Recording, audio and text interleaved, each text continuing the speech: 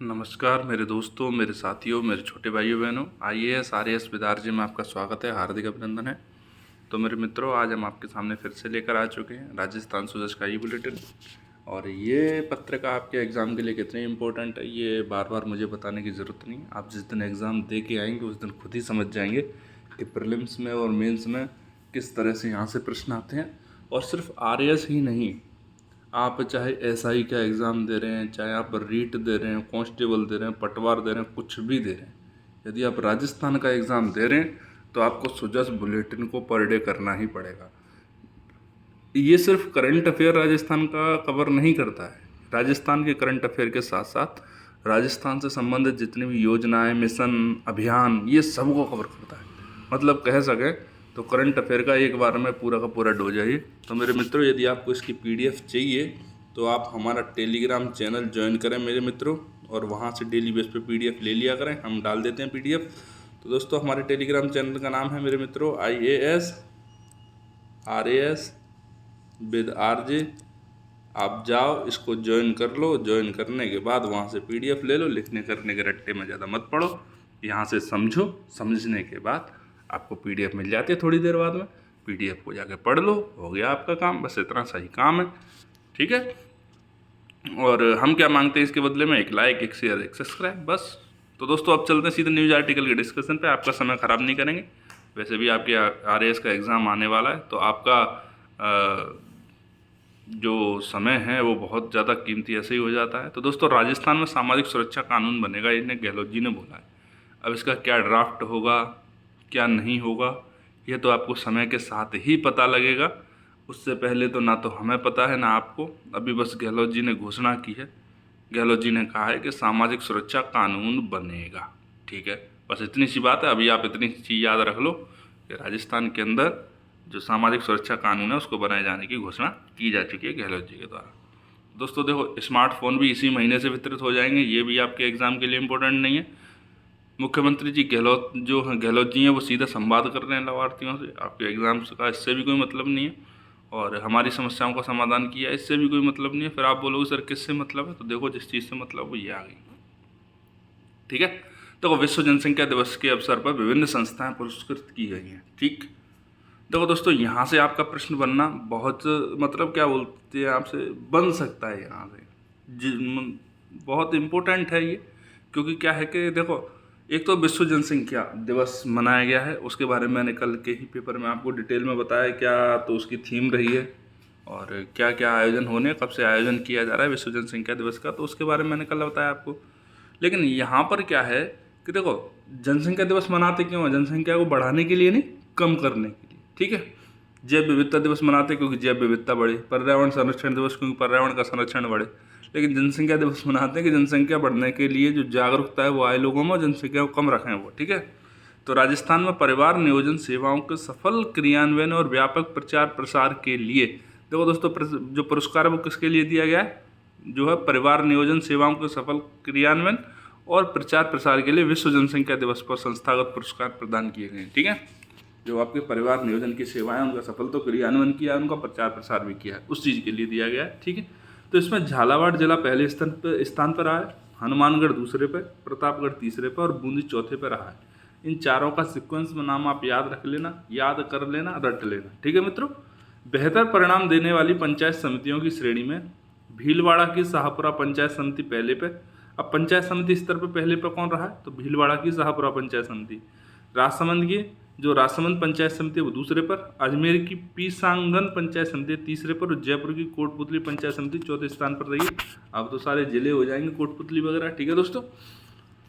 तो मेरे मित्रों, पहली न्यूज़ आपकी समझ में आ गई होगी। कुछ नहीं है, इसके अंदर 5-7 फैक्ट हैं, वो आपको याद रखने हैं। आपके एग्जाम में आपसे पूछ सकता है कि विश्व जनसंख्या दिवस के अवसर पर, या फिर आपसे सीधी सीधी पूछ लेगा कि परिवार नियोजन सेवाओं के सफल क्रियान्वयन के लिए प्रथम जिला कौन, जो पहले स्थान पे जो जिला रहा है वो कौन सा है? तो झालावाड़ जिला। और पहले स्थान पर जो पंचायत समिति रही है वो कौन सी है? तो भीलवाड़ा की शाहपुरा पंचायत समिति, ठीक है मेरे मित्रों। तो पहली न्यूज हो गई ये। अब इसी के नीचे दूसरी है, देखो, स्वास्थ्य का अधिकार कानून नियमों के लिए समिति गठित की गई है। यहाँ से भी प्रीलिम्स का बहुत अच्छा प्रश्न बनता है। आज के न्यूज़पेपर के अंदर बहुत ज़्यादा न्यूज़ नहीं आएंगे, 2-3 न्यूज़ आएंगे, लेकिन दोनों तीनों हैं आपके प्रीलिम्स के लिए बहुत इंपॉर्टेंट है, मेंस के लिए भी बहुत इंपॉर्टेंट है। देखो यहाँ पे आता है पहला स्वास्थ्य का अधिकार, तो ये आपके मेंस के लिए इंपॉर्टेंट हो जाता है, राइट टू हेल्थ, ठीक है। और इस पर जो समिति बनाई जा रही है वो आपके प्रीलिम्स के लिए इंपॉर्टेंट हो जाती है, कि नियमों के लिए समिति गठित की गई है, ठीक है। तो पहले इसको देख लेते हैं कौन सी समिति है, ठीक है मित्रों। देखो, राजस्थान सरकार ने प्रदेश में स्वास्थ्य का अधिकार कानून लागू करने की दिशा में नियम और उपनियम बनाने के लिए एक उच्च स्तरीय समिति गठित की है, ठीक है। चिकित्सा एवं स्वास्थ्य विभाग की अतिरिक्त मुख्य सचिव सुब्रा सिंह ने बताया है कि समिति कानून से जुड़े हुए सभी हितधारकों के गहन विचार विमर्श करेगी। देखो दोस्तों, आपने देखा होगा कि जब राइट टू हेल्थ है वो लागू किया गया था तो एक बहुत बड़ा विरोध देखने को मिला था स्वास्थ्य कर्मी है उनका, ठीक है। तो भाई अभी राइट टू हेल्थ में उसके अकॉर्डिंग संशोधन कर दिए उनके विरोध के अकॉर्डिंग, लेकिन भाई उसको किस तरह से लागू करना है, ऐसा तो नहीं है कि कहीं लागू करने जाएं इलेक्शन से पहले और फिर से बहुत बड़ा आंदोलन, बहुत बड़ा विरोध खड़ा हो जाए, तो फिर जो फ़ायदा होना चाहिए उसकी जगह नुकसान हो जाए। तो उस चीज़ को लेकर सभी हितधारकों से गहन विचार विमर्श करेगी, ठीक है। हितधारकों को बिठाया जाएगा और उनसे क्या होगा, विचार विमर्श किया जाएगा, विभिन्न पक्षों से उपयोगी सुझाव प्राप्त किए जाएंगे। देखो दोस्तों, यहाँ तक तो होगी बोल वचन की बात है। अब चलते आगे। तो समिति के अध्यक्ष हैं institute of liver and biliary sciences नई दिल्ली के निदेशक प्रोफेसर डॉक्टर S.K. सरीन। नाम याद रख लेना, ठीक है, बहुत बढ़िया से नाम याद रख लेना, हाईलाइट कर करके नाम याद रख लेना, संस्था का भी और डॉक्टर साहब का भी, ठीक है। अध्यक्ष कौन होंगे, institute of liver and biliary sciences, ठीक है, institute of liver and biliary sciences नई दिल्ली, इसके निदेशक प्रोफेसर हैं डॉक्टर S.K. सरीन, वो होंगे इसके अध्यक्ष जो समिति बनाई जा रही है। प्रमुख सचिव चिकित्सा Shri T.T. Ravikant, Rajasthan health insurance agency के मुख्य कार्यकारी अधिकारी। मिशन निदेशक NHM राजस्थान स्वास्थ्य विज्ञान विश्वविद्यालय के कुलपति डॉक्टर सुधीर भंडारी और SMS मेडिकल कॉलेज के प्राचार्य डॉक्टर राजीव बगरहट्टा के साथ राज्य सरकार के वित्त एवं कानून विभाग के प्रतिनिधि समिति के सदस्य नामित हुए हैं। तो मेरे मित्रों, समिति के सदस्यों के नाम, समिति के अध्यक्ष का नाम, समिति के काम, बढ़िया से रट्टा मार लेना, बढ़िया से, मतलब इस तरह से रट्टा मारना है, खुद का नाम भूल जाओ, मम्मी पापा का नाम भूल जाओ, समिति के अध्यक्ष का और सदस्यों का नाम मत भूलना, ठीक है। क्योंकि मेरे मित्रों, जब आपको ये चीज़ें याद रहेंगी तो आप अपना सिलेक्शन सुनिश्चित करवा पाएंगे, और जब सिलेक्शन लेके जाएंगे तभी लोग आपको याद रखेंगे, नहीं तो आपके जैसे 150 करोड़ भी लोग हिंदुस्तान के अंदर घूम रहे हैं, किसी की कोई औकात, कोई भी साथ नहीं है। इस हाड़ मास के पुतले की कोई औकात नहीं है, सबके अंदर उतनी ही 206 हड्डियाँ होती हैं, बस अंतर है तो आपके गुणों का, आपके पद का, आप किस जगह पर स्थापित हैं उसका, ठीक है दोस्तों। तो दो न्यूज़ हैं वो हो चुकी है। पहली तो ये है कि विश्व जनसंख्या दिवस के अवसर पर जो विभिन्न स्वास्थ्य संस्थाएं उनको पुरस्कृत किया गया है, और दूसरी हो चुकी है कि नियमों के लिए समिति बनी है स्वास्थ्य का अधिकार कानून को लागू करने के लिए। तो दोस्तों, अब हम यहाँ पर क्या करते हैं कि स्वास्थ्य का अधिकार कानून का नाम आया है तो क्यों ना मोटा मोटी उसकी चर्चा कर ली जाए, ठीक है दोस्तों, इससे आपको भी आइडिया लग जाए कि स्वास्थ्य का अधिकार कानून है वो क्या है, ठीक। तो देखो दोस्तों, अपन चलते हैं स्वास्थ्य के अधिकार कानून पर। तो पहली बात तो ये है दोस्तों कि स्वास्थ्य का अधिकार अधिनियम लागू करने वाला भारत का पहला राज्य है राजस्थान। इसको भी याद रख लेना, अच्छा फैक्ट है प्रीलिम्स के लिए। यह एक ऐतिहासिक कानून है क्योंकि ये स्वास्थ्य सेवा तक पहुंच को राज्य के प्रत्येक निवासी का कानूनी अधिकार बताता है, मौलिक अधिकार नहीं बताता, कानूनी अधिकार है ये। कहीं आप सुप्रीम कोर्ट के अंदर पहुंच जाओ, हमें राइट टू हेल्थ नहीं मिल रहा, ये सिर्फ कानूनी है, विधिक है, ना तो संवैधानिक है और ना ही मौलिक है, ठीक है। आप मुझे कमेंट सेक्शन में बताना कि संवैधानिक अधिकार मौलिक अधिकारों में क्या अंतर होता है। तो दोस्तों, उसकी मुख्य विशेषताएं क्या है। यह बिल जो है वो राज्य के सभी व्यक्तियों को स्वास्थ्य का अधिकार और स्वास्थ्य केंद्रों की सुविधाएं प्रदान करता है। इसमें राज्य के निवासियों को किसी भी क्लिनिकल एस्टेब्लिशमेंट में मुफ्त स्वास्थ्य सेवा प्रदान करना शामिल है। राज्य के निवासियों को, सिर्फ राज्य के निवासियों को, जिनके पास राजस्थान की रेजिडेंसी है और जनाधार कार्ड है, केवल उन्हीं लोगों को करता है ये, ठीक है। मतलब क्लिनिकल एस्टेब्लिशमेंट में, कि जो क्लिनिकल एस्टेब्लिशमेंट का मतलब होता है कहीं पर भी संस्थागत रूप से यदि इलाज किया जा रहा है, ठीक है, तो वहाँ पर मुफ्त सेवाएं उसको प्रदान की जाएंगी, ऐसा उसका अधिकार है, ठीक है। बिल स्वास्थ्य के अधिकार को सुनिश्चित करने और सार्वजनिक स्वास्थ्य को बरकरार रखने के लिए राज्य के कुछ दायित्वों का निर्धारण करता है। दायित्व तो होते ही हैं भैया राज्यों के, ठीक है। जब राज्य करेगा तो राज्य का दायित्व तो होगा ही होगा। राज्य और जिला स्तर पर स्वास्थ्य प्राधिकरणों को स्थापित किया जाएगा, राज्य स्तर पर भी और जिला स्तर पर भी। क्यों किया जाएगा? क्योंकि ये निकाय उत्तम क्वालिटी की स्वास्थ्य सेवाओं की व्यवस्था को तैयार करेंगे, उन्हें लागू करेंगे, उनका निरीक्षण करेंगे और स्वास्थ्य से संबंधित सार्वजनिक आपात स्थितियों का प्रबंधन भी करेंगे। स्वास्थ्य से संबंधित मान लो कोई एक वहाँ पर विरोध खड़ा हो जाता है या फिर कुछ समस्याएं खड़ी हो जाती हैं, कुछ शिकायतें होती हैं, तो उन सब स्थितियों को क्या करेंगे? प्रबंधन करेंगे, ठीक है। इसके अंदर अधिकार निम्नलिखित शामिल हैं। देखो दोस्तों कौन कौन सा अधिकार शामिल है इसके अंदर। एक मरीज को, एक पेशेंट को क्या मिलने वाला है, ठीक है। तो सार्वजनिक स्वास्थ्य संस्थानों में मुफ्त आउटडोर और इंडोर जो पेशेंट डिपार्टमेंट सेवाएं, दवा और डायग्नोस्टिक की सुविधा, ठीक है। पेशेंट डिपार्टमेंट सेवाओं का मतलब जो ये होता है दोस्तों, वो ये होता है कि व्यक्ति जो बीमार है उससे संबंधित जो भी कुछ हो सकता है, जैसे उसको लाना, ले जाना, नहलाना, खिलाना, वो सारी चीज़ें उनको बोलते हैं पेशेंट डिपार्टमेंट सेवाएं, ठीक है। दवा, डायग्नोस्टिक की सुविधा, ये सारी कुछ प्रदान की जाएगी, वो भी एकदम फ्री। देरी किए बिना सभी स्वास्थ्य केंद्रों में इमरजेंसी उपचार और देखभाल पूर्व भुगतान करने या पुलिस या मंजूरी हासिल करने का इंतजार किए बिना, ठीक है। मतलब यदि कोई इमरजेंसी सेवा है तो उसमें वो मुन्ना भाई MBBS देखिए ना कि फॉर्म भरना जरूरी है क्या, और फॉर्म अगर भरते भरते पेशेंट मर गया तो फॉर्म किसके लिए भरा फिर, ठीक है। तो वो सारी चीज़ों को हटा दिया गया है कि इमरजेंसी उपचार और देखभाल की स्थिति में क्या है, आप किसी भी स्वास्थ्य केंद्र पर पहुंचेंगे तो आपसे कोई ना तो पूछताछ होगी, ना कुछ होगा, ना आपसे पैसे की बोला जाएगा, सीधा आपको विश्व स्तरीय इलाज उपलब्ध करवाया जाएगा, ठीक है। आप राजा बन जाएंगे, सीधे जाते ही इलाज करो भाई का, ठीक है। अब ऐसा नहीं है कि किसी को जुकाम हुआ सीधा इमरजेंसी में पहुंच गया। बीमारी की प्रकृति और कारण, नतीजे, उपचार की जटिलता और लागत की सूचना हासिल करना, रिकॉर्ड्स को एक्सेस करना, ये पेशेंट का अधिकार होगा, ठीक है दोस्तों। देखो, बीमारी की प्रकृति और कारण जानना, उपचार की जटिलताओं को जानना। मेरी समझ में एक बात नहीं आती, जो लोग प्रॉपर डॉक्टर बन जाते हैं उनको भी कई वर्षों तक समझ में नहीं आता है उपचार की जटिलताएं। ये पेशेंट को समझ में क्या आएगा? पर चलो ठीक है, ठीक है। लागत कितनी हो रही है उसकी सूचना, रिकॉर्ड्स को एक्सेस करना, ये सब पेशेंट को सामने किया जाएगा, पेशेंट को इसकी जानकारी लेने का अधिकार है, अच्छी बात है। किसी खास टेस्ट या उपचार से पहले सूचित सहमति हासिल करना, यानी सहमति लेने से पहले व्यक्ति को पूरी बात पता होनी चाहिए कि किस चीज़ का टेस्ट किया जा रहा है, क्यों किया जा रहा है, ठीक है। आप कभी डॉक्टर साहब के पास गए होंगे तो कोने में एक लिख देगा कि ये करा लेना, ये 5-7 नाम लिख के बोल देगा इनके टेस्ट करवा लो।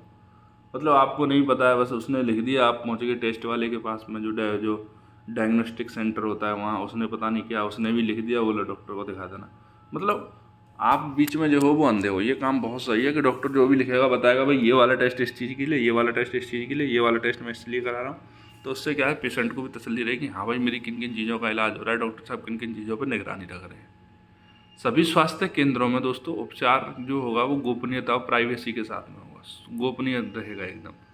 रेफरल परिवहन होगा, मतलब ये है कि अगर रेफ़र किया जाएगा तो उसके लिए जो स्वास्थ्य संस्था है वही परिवहन की सुविधा उपलब्ध करवाएगी, ठीक है। सुरक्षित और उत्तम क्वालिटी की स्वास्थ्य सेवा दी जाएगी और शिकायतों का निवारण किया जाएगा। शिकायतों के निवारण के लिए दोस्तों मैंने ऊपर ही बता दिया आपको कि शिकायत निवारण तंत्र को राज्य और जिला स्तर पर स्वास्थ्य प्राधिकरणों को स्थापित किया जाएगा, यही शिकायत निवारण तंत्र होंगे, ठीक है मेरे मित्रों। तो दोस्तों स्वास्थ्य का अधिकार कानून के बारे में जानकारी और इनके नियमों, जो नियम बनाए जाएंगे इनको लागू करने के लिए, उसके लिए जो समिति गठित की जा रही है उस समिति के बारे में आपको पता लग गया होगा। तो समिति के अध्यक्ष के बारे में हम एक बार फिर से जान लें। तो समिति के अध्यक्ष होंगे institute of liver and biliary sciences नई दिल्ली के निदेशक डॉक्टर SK सरीन। इनके नामों को याद रख लेना, सरीन साहब बहुत इंपॉर्टेंट है आपके एग्जाम के लिए। तो दोस्तों राजसमंद में मेगा जॉब फेयर में कोई चीज़ इंपॉर्टेंट नहीं है, सिर्फ एक चीज़ के अलावा कि किसके द्वारा आयोजन करवाया जा रहा है, तो कौशल विकास एवं उद्यमिता विभाग की ओर से आयोजन करवाया जा रहा है, ठीक है मेरे मित्रों। इधर एक कोने में और एक अच्छी न्यूज़ है आपके एग्जाम के लिए कि प्रदेश में फल एवं मसाला बगीचे की स्थापना के लिए अनुदान दिया जा रहा है, ठीक है। पहले इस न्यूज़ को देखते हैं अपन, फिर जो एडिशनल चीज़ इसमें जोड़नी होगी उसको देखेंगे अपन, ठीक है मित्रों। देखो दोस्तों 23.79 करोड़ रुपए जो हैं वो मंजूर किए गए हैं मुख्यमंत्री जी के द्वारा। तो प्रदेश के किसानों को फल एवं मसाला बगीचे की स्थापना पर अनुदान मिलेगा। आप फलों का बगीचा स्थापित करते हैं, ठीक है, मसालों का बगीचा स्थापित करते हैं, तो उसके लिए आपको अनुदान मिलेगा। आज ही जाइए और आम का बगीचा लगा डालिए अपने घर जाके, ठीक है। मुख्यमंत्री श्री गहलोत जी ने अनुदान दिए हैं 23.79 करोड़ रुपए जो हैं वो वित्तीय प्रस्ताव दिया है। इस निर्णय से किसानों को फल और मसाला बगीचे लगाने के लिए प्रोत्साहन मिलेगा। वर्ष 2023-24 में जो 7,609 हेक्टेयर क्षेत्र पर फल के बगीचे के लिए पहले ही 22.4 करोड़ रुपए दिए जा चुके हैं, ठीक है दोस्तों। तो राज्य कृषक कल्याण कोष से ये पैसा दिया जाएगा। राज्य कृषक कल्याण कोष का मतलब ये है, मैंने आपको 2-3 दिन पहले ही राज्य कृषक कल्याण कोष के बारे में संपूर्ण जानकारी दी थी, उसको जाके एक बार फिर से पढ़ लेना, ठीक है। और आगे जब दोबारा ज़्यादा रिपीट होगा ये तो हम फिर से चर्चा कर लेंगे इसकी। तो राष्ट्रीय बागवानी मिशन एवं राष्ट्रीय कृषि विकास योजना से इतने करोड़ 6.55 करोड़ जो रुपए हैं वो दिए होंगे। अब आप बोलोगे सर इसके अंदर क्या इंपॉर्टेंट है, कुछ तो नहीं है दोस्तों। इसके अंदर जो इम्पोर्टेंट चीज़ है वो है दोस्तों राष्ट्रीय बागवानी मिशन, हम उसको जरूर देखेंगे, ठीक है। देखो मेरे मित्रों, क्योंकि यहाँ से प्रश्न आ सकता है, इम्पोर्टेंट चीज़ है, बागवानी की तरफ राजस्थान सरकार का ध्यान थोड़ा सा ज़्यादा है।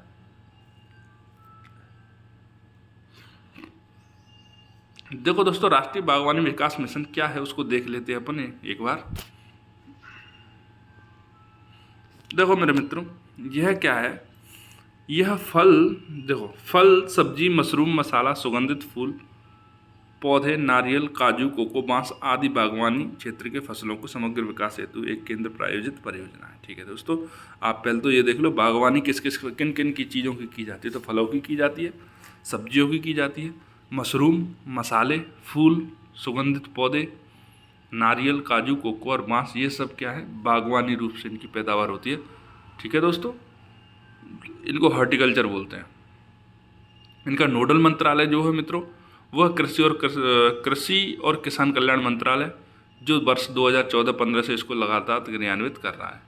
इसे हरित क्रांति कृषोन्नत योजना के तहत लागू किया गया, ग्रीन रिवॉल्यूशन हरित क्रांति के तहत, ठीक है, इसको लागू किया गया। फंडिंग पैटर्न क्या रहेगा दोस्तों इसका, तो पूर्वोत्तर हिमालयी राज्यों को छोड़कर सभी राज्यों में जो विकास कार्यक्रम है उनका कुल परिव्यय का 60% योगदान कौन करेगी, भारत सरकार करेगी, और 40% योगदान कौन करेगा, तो वो करेगा राज्य सरकार। मतलब हिमालयी और पूर्वोत्तर के राज्यों को छोड़ना है। तो हिमालय और पूर्वोत्तर राज्यों के लिए सीधी सीधी बात है, देखो हिमालय और पूर्वोत्तर राज्यों के लिए होगा जो फंडिंग होगी 90% केंद्र सरकार, 10% होगी राज्य सरकार। और इसके अलावा जो मैदानी क्षेत्र में होंगे नीचे साउथ तक एकदम समुद्र के आने तक, वहाँ तक क्या होगा 60% होगी केंद्र सरकार और 40% होगी राज्य सरकार। ये रहने वाला है इसका फंडिंग पैटर्न, ठीक है। इसे राज्य बागवानी मिशन द्वारा, देखो दोस्तों राष्ट्रीय स्तर पर तो बागवानी मिशन चल ही रहा है, इसको क्या है राज्य बागवानी मिशन के द्वारा 18 राज्यों और 6 केंद्र शासित प्रदेशों में चयनित जिलों में लागू किया जा रहा है। मतलब 18 राज्य और 6 केंद्र शासित चयनित जो जिले हैं उनमें लागू किया गया है। यह कार्यक्रम राज्य में, राज्य का मतलब राजस्थान राज्य में बीकानेर, हनुमानगढ़, चूरू, सीकर, अलवर, भरतपुर, दौसा, राजसमंद और प्रतापगढ़, इन सबको छोड़कर 24 जिलों में लागू है।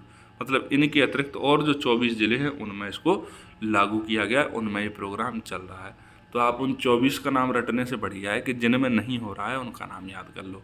तो उनका नाम क्या है, बीकानेर, हनुमानगढ़, चूरू, सीकर, अलवर, भरतपुर, दौसा, राजसमंद और प्रतापगढ़ जिलों, इनमें क्या है इस मिशन को लागू नहीं किया गया है। उसके अलावा इसके अतिरिक्त जो 24 जिले हैं उनमें लागू किया गया है, ठीक है मेरे मित्रों।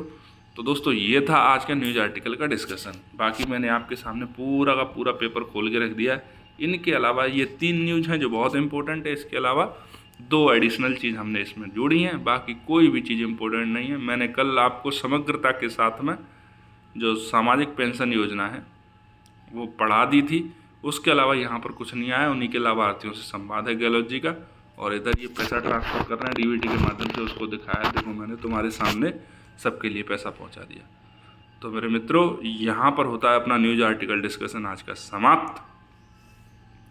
यदि आपको डिस्कशन अच्छा लगा हो तो चैनल को लाइक, शेयर, सब्सक्राइब कर देना मेरे मित्रों। और हाँ मेरे दोस्तों, ये सिर्फ RAS के लिए इम्पोर्टेंट नहीं है। आप रीट, कांस्टेबल, पटवार कोई भी तैयारी कर रहे हो, कोई भी, आपको यहाँ से बहुत ज़्यादा मात्रा में प्रश्न मिलेंगे, ठीक है। और एक और गारंटी दे रहा हूँ मैं, यदि आप मेरे साथ इसको 6 से 7 महीने फॉलो कर लोगे तो आपको इकोनॉमिक सर्वे पढ़ने की ज़रूरत नहीं पड़ेगी, ये मैं आपको गारंटी दे सकता हूँ। और जिस दिन इकोनॉमिक सर्वे या बजट रिलीज होते हैं उस दिन सुजस का जो बुलेटिन आता है वो पूरा का पूरा उसी से रिलेटेड आता है, आपको उसके अलावा कुछ और लेने की ज़रूरत ही नहीं है। तो दोस्तों मिलते हैं आपसे नई वीडियो में, ठीक है दोस्तों, नई इन्फॉर्मेशन के साथ में। तब तक के लिए जय हिंद, जय भारत।